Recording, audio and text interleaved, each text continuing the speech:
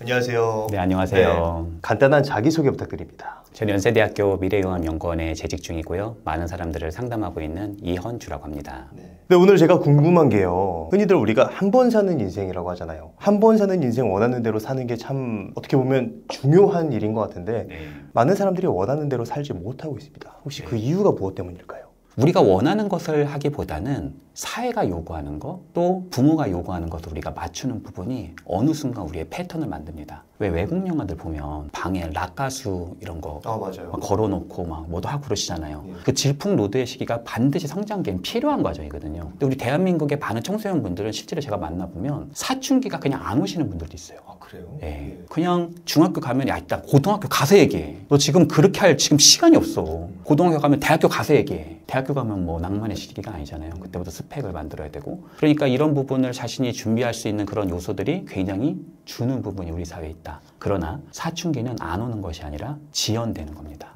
어떤 면에서는 내 삶의 어떤 방향성을 잃었을 때 내가 열심히 살아왔는데 이게 뭐지? 라고 하는 토대 안에서 어떤 면에서는 사춘기라는 게 한꺼번에 같이 들어닥치기도 하죠. 심지어 기혼자들도 사춘기가 오기도 합니다. 그때 이런 얘기를 하는 거예요. 나도 이제 내가 원하는 삶을 살 거야. 이런 표현을 하는데 그런 얘기를 해도요. 진짜 자기가 원하는 삶이 뭔지를 모르는 경우가 많아요. 그렇다면 내가 좋아하는 일을 만들어서 원하는 삶을 살기 위해서는 어떤 준비와 무엇이 필요할까요? 일단은 우리 삶의 방향성에서는 어떤 면에서는 큰 축 하나가 있는데 그것이 바로 나침반입니다. 그리고 그 나침반은 두 가지의 토대로 되어 있어요. 첫 번째는 좋아하는 것, 두 번째는 잘하는 것이에요. 근데 어떤 분들이 잘하는 것에 집중하라고 한다고 하더라고요. 그런 말들 많이 하죠. 네, 그런 얘기도 많이 하더라고요. 근데 저는요, 그분이 이제 누가 그렇게 말씀하시는지 잘 모르겠는데 아마 대부분은 그분은 아마 그 업계나 그 분야에서 타고난 사람일 가능성이 큽니다. 예를 들어서 달리기를 하면 달리기를 막 초반부터 잘하는 거예요. 모차르트한테 가서 뭐 하면 되냐고 물어보면 아마 잘하는 거 하라고 할 거예요. 그분은 그냥 피아노를 위해서 태어난 것 같잖아요. 근데 대부분의 경우는 문제가 뭐냐면 잘하는 거에 집중을 하다 보면 내가 잘하는 거라고 생각해서 했는데 나보다 더 잘하는 사람이 항상 나와요.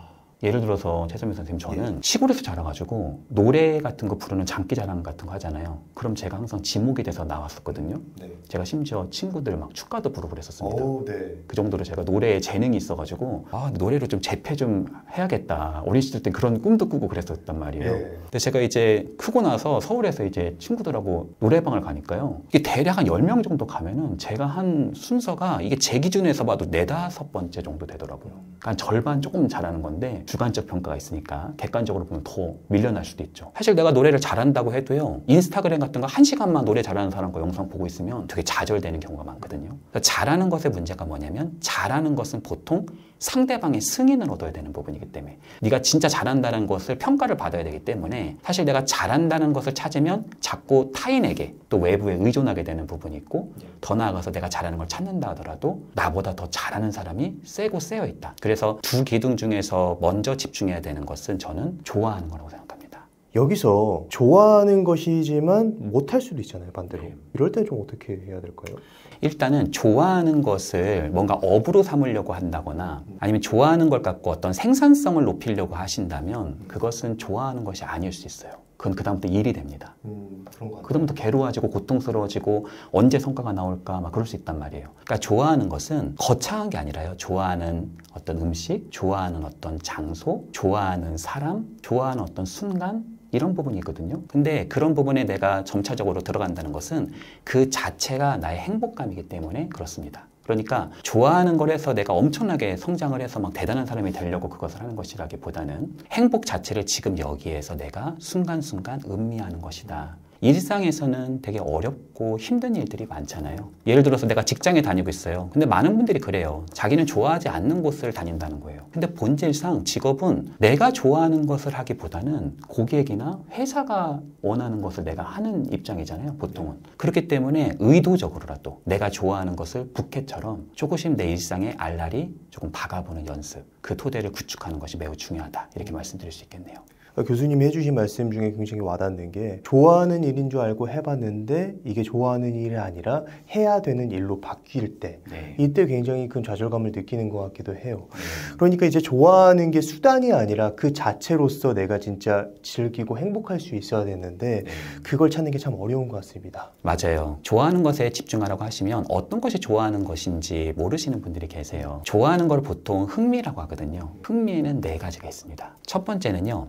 관심인데요. 그냥 관심이 아니라 지속적인 관심. 소위 자꾸 눈이 가는 거. 자꾸 눈이 가는 거예요. 나도 모르게. 그리고요. 두 번째는 좋아하는 느낌이에요. 그러니까 그것을 보면은 그것을 맛보고 거기에 거하고 거기에 계시면은 굉장히 얼굴이 이렇게 펴지는 거.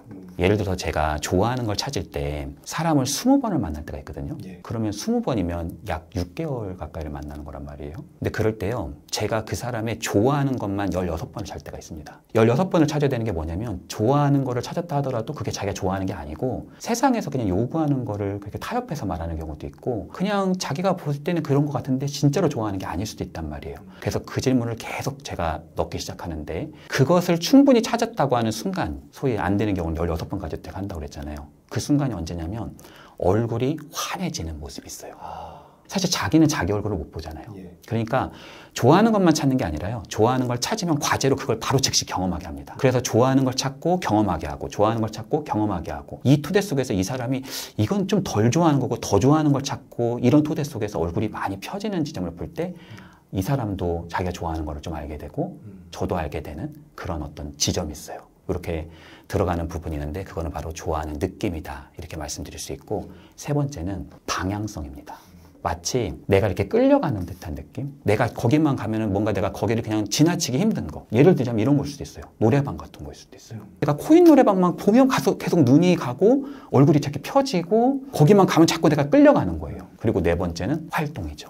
내가 무엇인가 자꾸 해보고 싶고 이런 활동들을 내가 조금 더 구축해보고 싶고 지금은 못한다 하더라도 내가 나중에 경제적 자유를 얻으면 이거를 좀 해볼 거야 라는 부분들이 언제나 그것은 넌지시 숨어 있기도 하죠. 그러면 이런 질문이 남아요. 아니 근데 좋아하는 것도 좋다. 그러니까 코인 노래방에 가서 노래를 부르고 뭐 그런 것도 좋다. 근데 그게 자기는 어떤 면에서는 좀 잘하는 것으로 발전할 수도 있지 않나. 근데 내가 노래방에서 노래를 해가지고 지금 가수가 되는 거는 아닐 수 있지 않나. 이런 생각을 하실 분이 계실 수 있어요.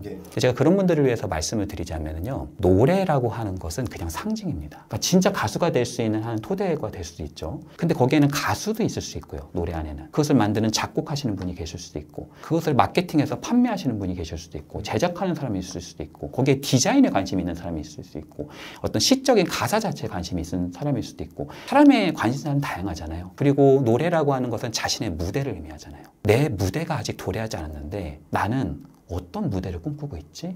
라는 지점을 숙고할 수 있는 지점은 그 네 가지의 지점을 찾고 그런 활동을 경험하는 토대에서 구축된다. 이렇게 말씀드릴 수 있겠네요. 그리고 여기서 생각지도 못한 우연이 찾아오기도 하는데요. 사실 좋아하는 것 속에 잘하는 것이 있습니다.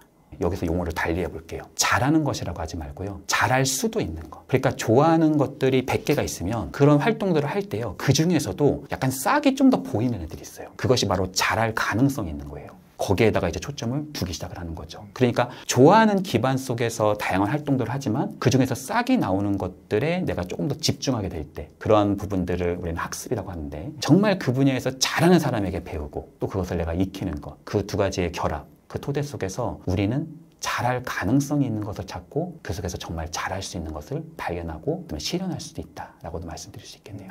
교수님 말씀 들어보니까 어쩌면 그 좋아하는 것과 잘하는 것은 우리의 인생 전반적으로 우리가 갖고 나가야 되는 어떤 요소이지 않나라는 생각이 드는데 이 부분에 대해서는 어떻게 생각하시나요? 맞습니다. 사실 그래서 저는 여기서 실천 과제를 하나 말씀드리고 싶은 건 한 달에 한 번 정도는 좀 새로운 활동 같은 걸 해보는 거를 좀 추천드립니다. 그러니까 대단한 게 아니에요. 예를 들어서 내가 저기 좀 멀어가지고 못 갔는데 너무너무나 멋지고 아름다운 카페가 있어요. 그럼 거기를 한번 가보는 거를 미리 계획해서 한 달에 한 번은 거기를 가보는 거예요. 그러면 생각지도 못한 그 체험과 몸의 경험 속에서 새로운 어떤 영감이라든지 새로운 것들이 나오기 시작하죠. 예를 들어서 내가 드로잉 스쿨을 간 거예요. 근데 내가 가보니까 이게 우리 엄마가 그냥 뭐 이게 업계가 안 좋아서 뭐 그런 게 아니라 지금 내가 웹툰 시대가 열려서 하면 사실 잘할 줄 알았는데 내가 해도 힘들었겠다. 보니까 내가 드로잉에 재능이 없는 거예요. 드로잉에 내가 별로 재능이 없었네. 이런 부분을 내가 깨달을 수도 있죠. 근데요, 거기서 또 생각지도 못한 사람을 만나고요. 또 어떤 활동 속에서 새로운 모습을 누군가가 발견해 주기도 합니다. 근데요, 진짜 시나리오 같은 거 되게 잘 짜세요. 누가 이렇게 얘기할 수도 있고, 되게 전달력이 좋으세요. 어떻게 이런 생각을 하셨어요? 그런 얘기를 할 수도 있고, 그런 부분은 우리에게 새로운 길을 열 수도 있다라고 말할 수도 있겠죠. 사실 존 크럼벌츠라고 하는 스탠퍼드 대학의 교수님이신데 진로 상담 분야에서는 뭐 어마어마하신 분이세요. 예. 근데 그 이전에 이제 진로 상담은 어떤 게 굉장히 이제 주류였냐면은 검사 같은 걸 여러 개를 해요. 특히 이제 진로 검사라든지 성격이라든지 그런 검사를 한 다음에요. 그 검사에서 나온 이 사람의 특성을 잘 보고 사회에서 잘 맞는 직업군이 무엇인지를 이렇게 매치시켜가지고 이런 게 좀 잘 맞는다.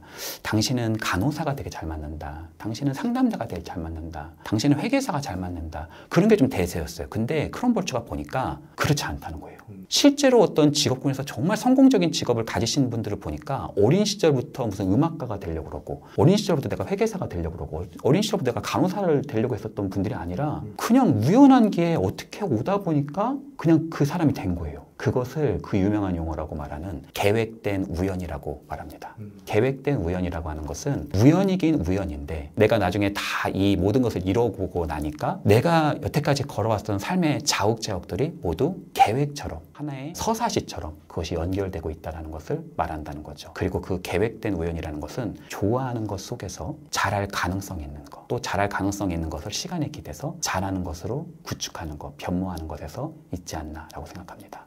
그다음에 이제 좋아하는 것을 좀 구체적으로 찾는 방법이 있다면 어떻게 찾을 수 있을까요? 일단은 우리가 스스로에게 질문을 던지는 것이 매우 필요합니다. 사실 보통 우리가 던지는 질문들은 대부분 사실 질문이 많아요. 예를 들어서 오늘 점심은 뭘 먹지? 오늘 미팅이 몇 시지? 이런 부분들은 다 확인 가능한 거잖아요. 근데 우리가 우리 스스로를 살면서도 우리 스스로에게 물어볼 수 있는 질문은 별로 하지 않는 경우가 많습니다. 왜냐하면 그런 질문은 상당히 주관적이고 은유적인 질문이어서 그래요. 그러니까 예를 들자면 이런 질문을 나한테 한번 해보는 거예요. 최소민 선생님이 80살이에요. 근데 최소민 선생님이 정말 유명하신 분이 되셨어요. 네.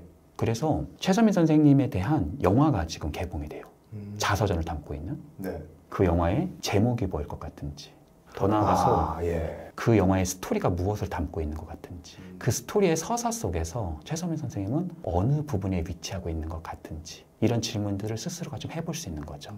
제가 이런 질문들 같은 것들을 실제 임상에서 많이 하기도 하고 많은 분들에게 사실 마음의 문을 두드리죠. 이런 거를 강력한 질문이라고 코칭에서는 이야기하기도 하는데 이런 질문들을 책에도 많이 수록해놨으니까 그런 질문들을 스스로 워크숍에서 많이 해보셔도 도움이 될 거라고 생각합니다. 네, 오늘 좋은 말씀 많이 해주셨는데요. 마지막으로 하고 싶으신 말씀 있으시다면 어떤 게 있을까요? 어떤 분이 저한테 이제 오셨는데 너무 우울하신 거예요. 근데 그분은 정말 전문직이시고 돈도 굉장히 많이 버시는 분이세요. 근데 그분 상태가 어느 정도냐면 죽고 싶다고 하더라고요. 그리고 얼굴이 정말 이렇게 찡그림의 연속이에요. 너무너무 이렇게 뭔가 우리가 햇빛 볼 때 막 그 찡그림 표정 있잖아요. 그 표정으로 이 사람이 있는 거예요. 그래서 제가 그분의 일상을 봤더니 그분의 일상이 정말 압박감으로만 점철되어 있는 거예요. 너무 힘들어요. 근데 이분이 거기다 또 뭘 하시냐면은 5시에 일어나셔가지고 지금 영어 리출을 해요. 막 뭘 듣고 뭘 읽고 막 그런 걸 하세요. 매일 하세요, 그거를. 그러니까 이 사람의 삶에 어떤 틈이 없어가지고 저하고 뭘 했냐면 일어나서 안 하기. 이분이 처음에는 굉장히 그것 때문에 저항이 있었어요. 근데 아니 죽고 싶다고까지 하시는데 그리고 저랑 이제 관계가 잘 형성돼 있으니까 같이 한번 꼭 해보자. 안 하는 걸 해보자. 근데도요, 이분이 진짜 안 하면 뭘 하네요. 그래서 그냥 TV 보고, 그냥 뭐 멍 때리고, 스마트폰 보고, 뭐 그냥 그렇게 하기로 했어요. 왜냐면 이분에게는 조금 간극이 필요하단 말이에요. 그리고 그 간극 속에서 저는 그분이 좋아하는 게 무엇인지 찾았어요. 과거에서 찾기도 했고, 현재에서 찾기도 했고, 미래로 가서 찾기도 해보고요. 근데 이분이 무엇을 하나 찾았냐면요. 약간의 그런 얇은 나무 같은 걸로 이렇게 건물을 짓는 거, 미니어처처럼. 그런 걸 했었던 걸 기억을 하시더라고요. 그래서요, 아침에 일어나자마자 이분은 이제 아무것도 안 하니까 무료하잖아요. 그리고 TV를 보거나 스마트폰을 보고 하는 건 굉장히 수동적인 거잖아요. 근데 여기서부터 이 사람이 실제로 그걸 사서 1시간 반 동안 그거를 조금 해보기 시작을 한 거예요. 근데 그런 활동들을 지속하게 해나가면서 그 사람의 얼굴의 표정이 펴지더라고요. 그래서 저는 임상가로서 이런 생각을 하고 있어요. 자기가 일어나자마자 가장 좋아하는 걸 하는 사람이 과연 삶이 의미 없다고 생각할 수 있을까? 삶이 잿빛이라고 생각할 수 있을까? 저는 그렇게 생각하지 않습니다. 그래서 내가 좋아하는 것을 하는 것, 내 삶이 너무 차갑다면 뜨거운 물을 조금 넣는 것, 내 삶이 너무나 그림자가 많다면 그 그림자 속에 빛을 좀 비치는 것, 빛이 비치면 거기서 새싹이 자랍니다. 그것이 계획된 우연이다라고도 말씀드릴 수 있겠네요.